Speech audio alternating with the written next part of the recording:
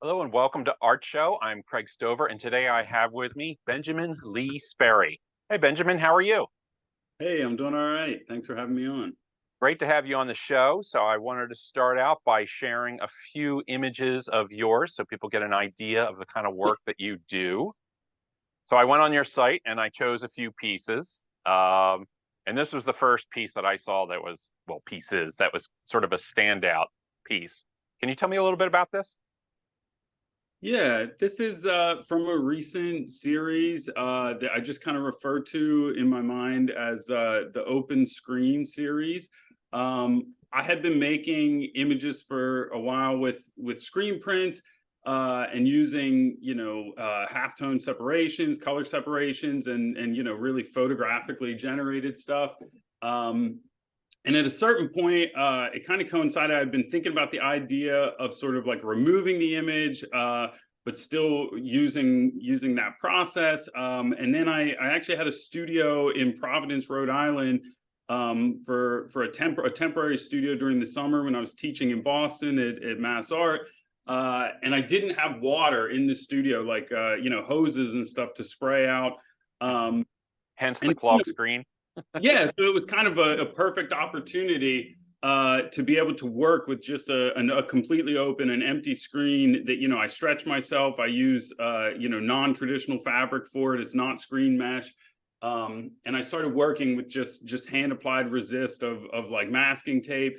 And then oftentimes too, though, the tape will fall off or I'll make multiples and I don't wash out the screen.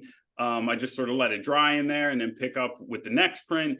And then eventually it gets so clogged and stuff that I start, razor blading pieces of it out, and it kind of goes through this like, process of deterioration, and then I start over, and How I'm big are always in. these?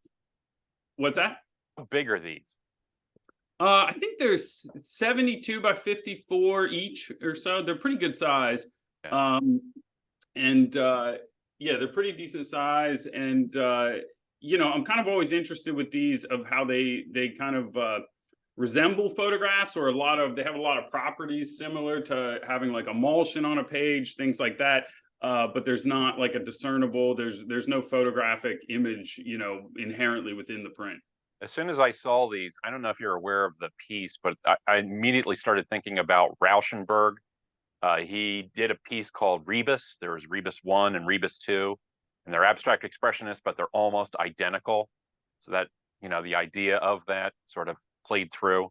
It's Yeah, probably the strangest connection, but I well, couldn't I'm help always a but think of it. fan of the combines of those works, and certainly he's one of the many to have employed screen prints as well, um, and so yeah, I've spent some time looking at Rauschenberg for sure. Also couldn't help but think of Sigmar Polk with those that fabric, the patterning that you have underneath there. Yeah, Um, it's so, similar to some of the halftones that he paints, maybe as well. Yeah. so this is very different from that first one. So these are collaged photographs. Is this one piece or is it a collage? It's three photographs next to each other. I don't know that I'd really call it a collage. I think anytime I use the word collage, oftentimes like I think glue should be involved somehow. Uh, and it's not with this. But yeah, I love these works. This is something I've sort of like just recently started to employ some of these techniques again. So it's just three like commercially produced, I guess like a four by six, or it's probably like a 3.5 by 5 inch photograph. And then too, there's a lot of like surface manipulation. It's writing actually, and so there's sort of writing and a bit of scribbling in there. I kind of always like the way that like a felt tip pen or a marker will remove the emulsion, as it's like not only applying pigment to the photographic emulsion, but it's also kind of like removing it, and so you get all the white marks. And I'm interested in sort of like the incidental and how things happen through a process as well.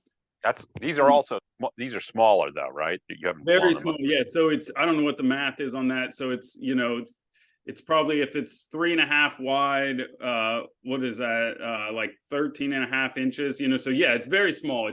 It's three like commercially produced handheld photographs, next to each other. I think it's mounted. I don't remember exactly anymore, but they're just lined up next to each other. Yeah. Taller, it does look like it could be a larger image. I mean, it really it packs a wallop.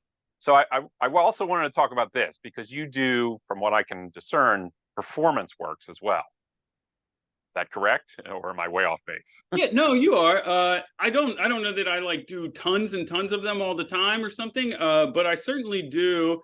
And there's certainly things I consider to be performances, even if there's not necessarily like, this immediate stop and finish or something.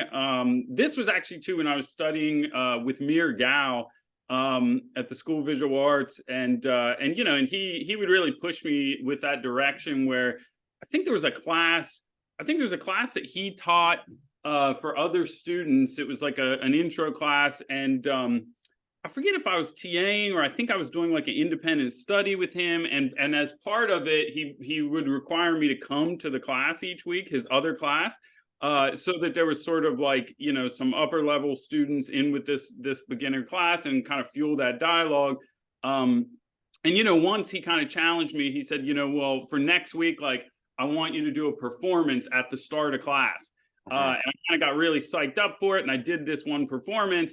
And I thought in my mind, I was like, shoo, okay, that's over. I did it, or something. And then he challenged me that he was like, okay, now every class, you're going to start the class with a performance, And so it was like every week I had to show up.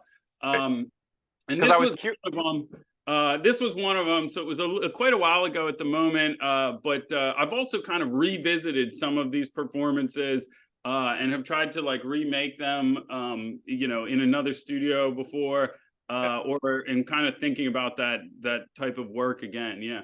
I was kind of wondering if performance is part of all your works, or if you do see it as a separate medium. Like even a painting can be kind of a performance if you think about it that way.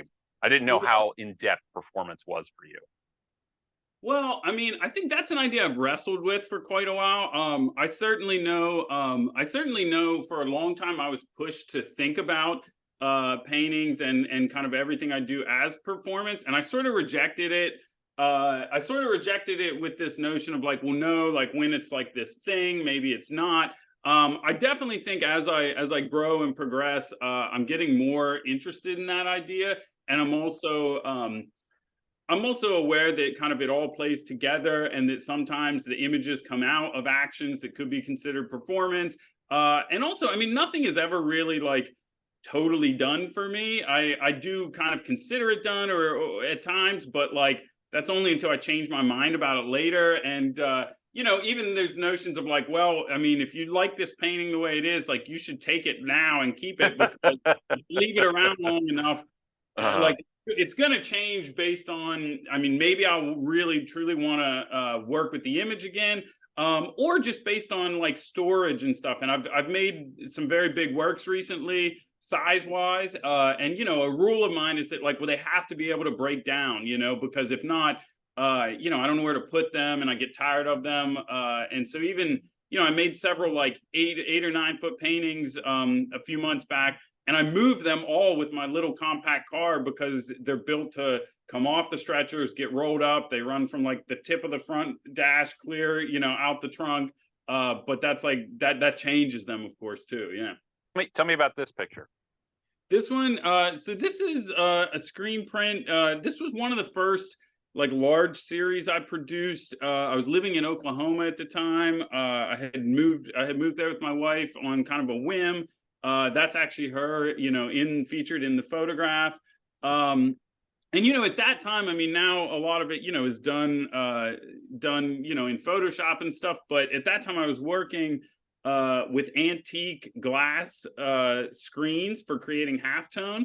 And also a bunch of ones that Jeffrey Scott, he loaned them to me. He loaned me a bunch of screens as well for it. And even, those were sort of outdated at the time, even at the time I was using them. But I kind of liked that technology. Quality makes it a lot more. All those little happy accidents that happen within the image, I think really they make the picture. Sure. Yeah. Yeah. Well, and I've always been interested in people who were like really kind of not experimental maybe, but like people who push the boundaries of printing in the darkroom too. Like Sally Mann, where she'll print some things very very dark and some things very very light.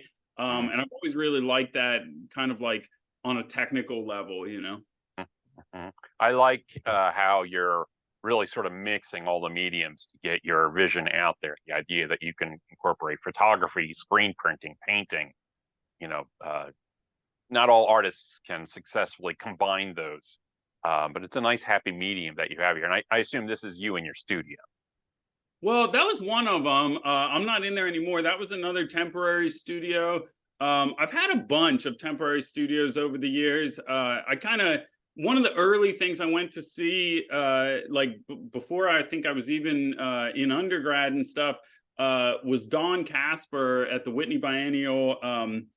In I think it was like 2012 or something, and it was part of their nomadic studio project. Um, or maybe it was nomadic studio experiment.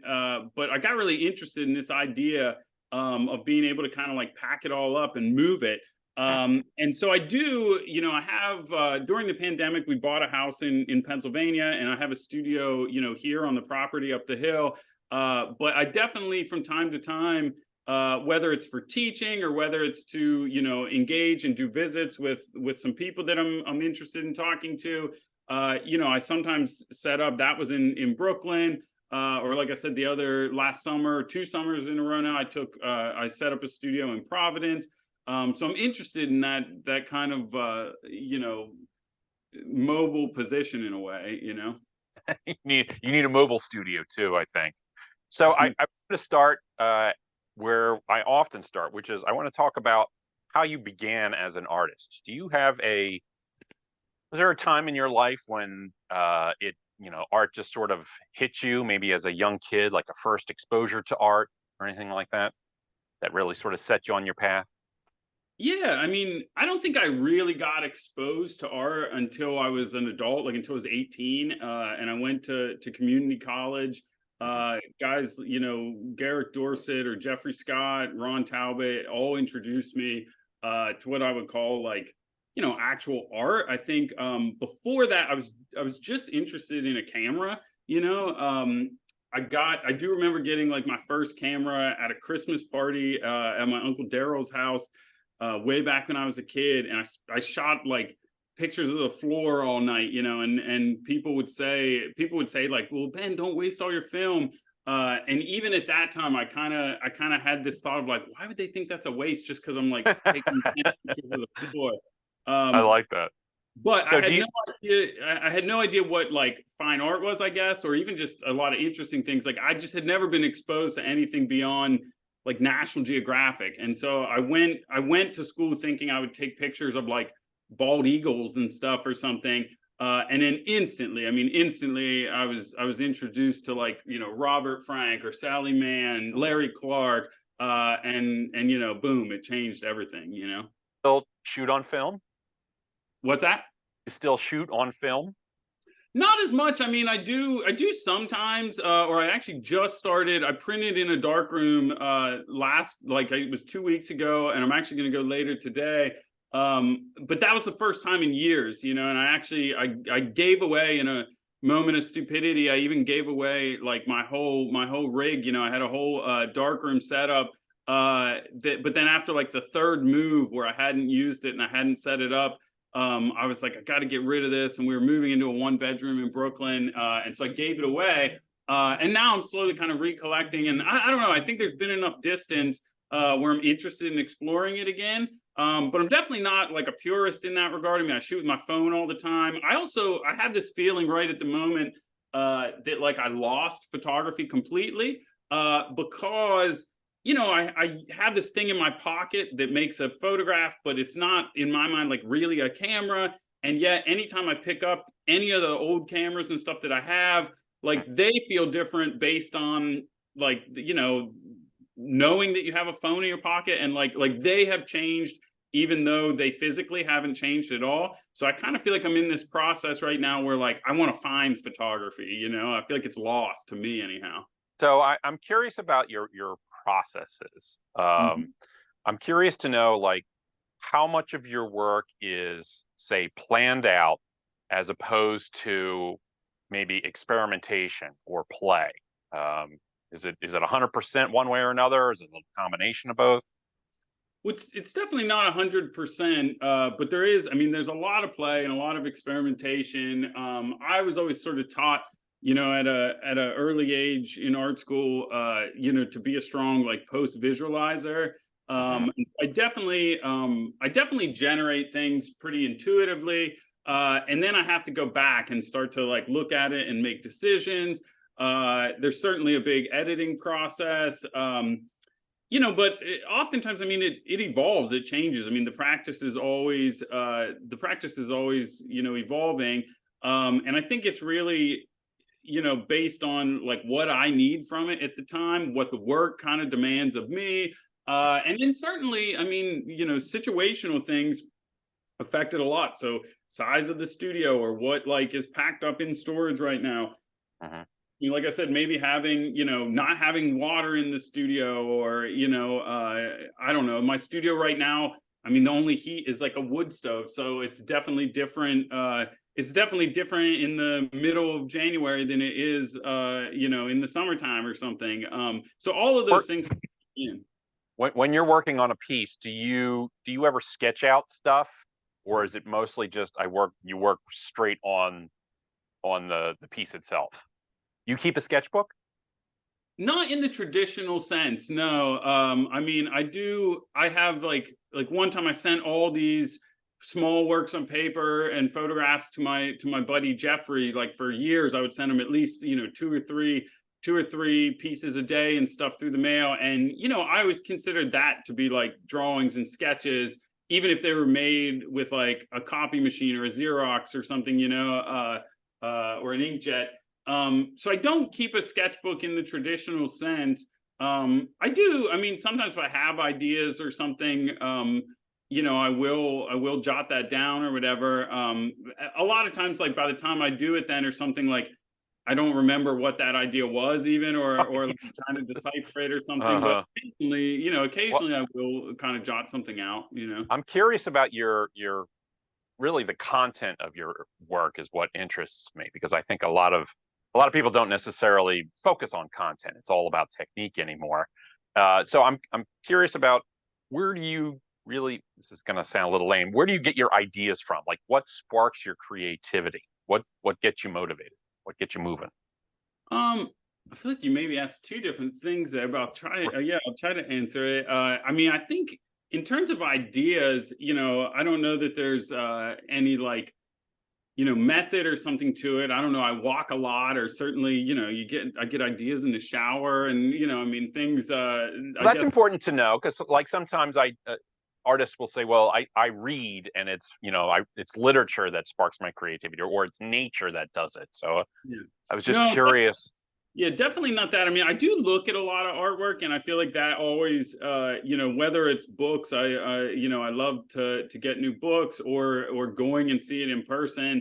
I mean, that always gets things going a bit, but yeah, walking definitely does it. Mhm. Or it's always those moments where like your mind's a little distracted. Driving, I drive a lot, and so that's always like a great time, to think of stuff, but in terms of the content of like what maybe the work is about, I mean, I think it definitely comes back to me. It's a very personal endeavor. I almost always use images that I've generated, even if like maybe I don't know why I generated them or what they're for exactly. My family shows up a lot in it. So do you consider your works to be like autobiographical then? Is it sort of a life documentation or are you trying to make work that's maybe separate from you? No, I mean, I don't know that I would label it as like life documentation, but it is autobiographical, yeah. I mean, the hope is always that I'm there. Usually I want to understand a little more. The hope is like I'm always kind of I want something from the images. I'm demanding a little bit from them. And they don't always deliver, but when they do, that's certainly like the moment, the thing I'm after. So when they Um, don't deliver, do you ever find yourself reworking works, or maybe even after long stretches? Do you ever just discard stuff like this is not working? Just all of the above. Yeah, there's always like yeah, I mean everything that's not working in a way of like, and I don't mean working just like, oh, this isn't like sort of designed well enough or like attractive enough or something, but anything that's not kind of like delivering to me in this sense of you know, actual emotion and you know, feeling like it's achieved something personally, definitely just gets moved back into the pile of like, all right, well, we'll think about that later, or we'll try something else. And there's always some level of discard too. And I really can't explain it in terms of like what makes the cut or not, you know. It's just kind of intuitive of things that, you know, I don't get rid of a lot. Like I definitely have learned to keep it, because oftentimes, even oftentimes the stuff I get rid of, then I kind of see an image of it maybe later or something. Oh, I should have kept that one. I like that or something, you know, and you know, or I see it in a new way. So I've learned to keep more over the years. But for some reason, like I've tried it before, I'm like, I'm gonna keep everything. And then that like clogs it up a little bit too somehow. So I do, right. there's always like some level that has to go. And even like I always say, like there's like a moment where I'll start to cut photographs apart, and then that's like a quick cycle. Like once it starts getting cut, like it's not long before it's in the trash, you know. And there's sometimes little pieces that like, that piece is hung around in the studio forever, and I don't know what to do with it or what it's for. But yeah, but once I start to cut them, you know, yeah, it's a quick downward spiral, you know. I love asking that question. You know, I used to know a furniture maker, and well, it was fine art furniture. And when something didn't work for him, he would actually take it out into the field and burn it. Right. So I love that idea of either Yeah, it's a total disintegration or no, I can use this sort of later. yeah, So yeah. so have you noticed over time, you know, your work has changed, but have you noticed the change over the years? Has it been a gradual change, or have you ever had a point where you've just had like a break and it's like, all right, I'm gonna do something completely different at this Yeah, I think I have. I mean, I think many times actually, I mean, like I said, whether it's situational things or certainly through school, you know, who you're studying with, even I'm pretty quick to like absorb things. So even like unintentionally and sometimes unwanted, you know, even if like my studio, you know, in graduate school, like it was next to Donna, and her work would kind of be spilling into the hall, and like, you know, whatever sculptures were there, like next thing you know, like those colors are showing up in my paintings and stuff. And you know, and so I've tried to be a little more deliberate about that too, like what I want, you know, how can I utilize that, like what do I want to kind of feed in to the machine to have coming back out or something. But yeah, there's definitely been moments where I was like more interested in you know, like kind of capturing an image that was recognizable and using that. There was definitely times where I sort of shied away from it and thought like, well, how do we get, you know, an emotional quality, but without, you know, things that people could necessarily recognize. I mean, I think it changes all the time. But I mean, I guess there have been times when it was like a little more of a break or something, like you said, or like an end point, you know, a bookend to something else. point? But it generally comes back around, I've found too, you know. So how often are you in your studio? I mean, I try to be there every day, at least something, you know, at least something. You know, I've gotten, you know, and there's been times where that wasn't the case. There's been times where like, you know, I needed a little separation or something. I'm definitely in a zone right now where like, even if it's the smallest little gesture or painting or something, like I want to make sure I've started trying to even do it as early as possible, so that it's almost like a relief, like, well, I got something on the page here, you know, today, so I can, you know, even if nothing else happens, it's all right. Hmm. I have young children, and so like I think recently, like, you know, the goal is to like get as much work done before they're out of bed in the morning too. Um, Your and then children made any effect on your work? Definitely, definitely. I mean, and I mean, not only are they in a lot of the work, but they're around a lot of the times. Like they love, love, love using like the printer scanner. So like, you know, they lay on it and put their bellies on it, and we have, you know, Energize we you? what's that? Does that energize you? I love it. Yeah, yeah, yeah. I mean, you know, sometimes it's tricky to also get something else done, but I love that. And you know, we have a few hundred prints that I consider to be, you know, collaborations between me and them, where I'm like, well, this is how you hit the button, and you know, they put all their toys on it and scan it and print. And you know, so yeah, they've had a big effect. I mean, just on my life personally, but then definitely on the working, the studio practice and all. That's You great to know, hear. So yeah. I have time for just two more questions. Okay. One is I'm definitely curious is, so when you're working, say on a painting, like say, you know, one of the ones that's behind you and whatnot, and you have these ideas and you're fleshing them out, do you try to get as much done in a single session, or are you the kind of artist that needs multiple days on a picture to flesh it out? I mean, once again, that's there's different examples at different times. I do tend to work as fast as possible, and I would say I'm more in the vein of like a single sitting or something. There has to be. I can layer things and work over time for sure, but there has to be at least like one component of kind of immediacy to it. I think that's why too. I like, you know, I like things like screen prints. I like you know, scanners. I like things that have that element of like a real direct, like, you know, it happened quickly and now it's on there, it's there. But I think I'm interested now a little bit in like going back and working on things and really layering.